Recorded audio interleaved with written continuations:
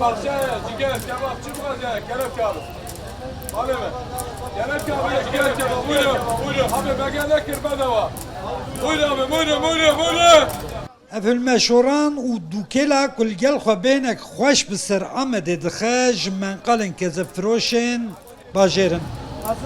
Ciger kebabı, buyurun, buyurun, buyurun.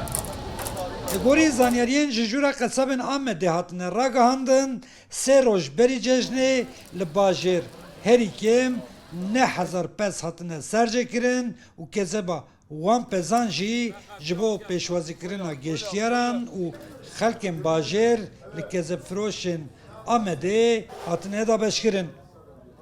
Em iyîdî em şekir nadin, em kezeba didim. Em kezeba bela dikin.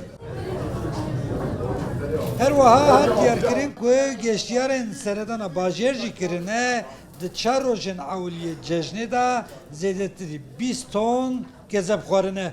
Wate li Amedê di çar rojên ewliyê cejnê da 20 ton kezeb hatiye firotan.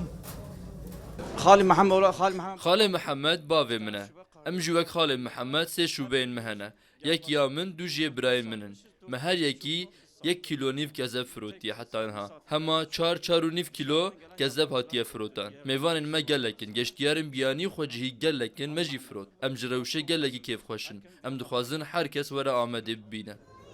Li Amedê zêdetirî 300 kargehên kulgel firotina cure kebaban kezeb difroşin hene. Bi 100,000 geştyarên ji 81 bajarên Tirkiye welatên biyanî ji bo cejnê berê xwe dane bajêr jî herî zêde kezeb tercih kirine. Diyarbakır çok güzel. Diyarbakır pir xweş e. Em li rojlatê başûr geriyan ez hatim seredana qîza xwe. Got ez ê we li cihê li kezebfirojê herî xweşê Amedê kezeb bi we bidim xwarin. Em jî hatin. Yedireceğim dedi ve biz de onun şeyiyle geldik. Cejna hemû gelê me ez pîroz dikim ji dil û can.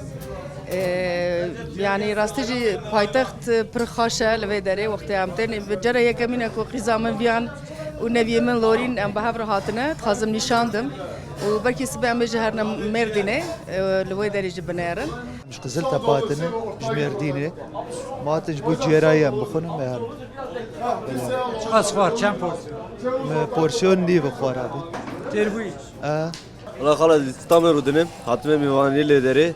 O jimar gotin vere cihî xal meheme. Encatin ciger dixon. Cigerê pir xweş e wele. İlk defa geliyorum. جارا اول استم دیاربکری لپر قلبالغا جهلا گشتیاری دیاربکر گلک پیشکتیا گلک جی کفامه هاتیا Ankara'dan geldik.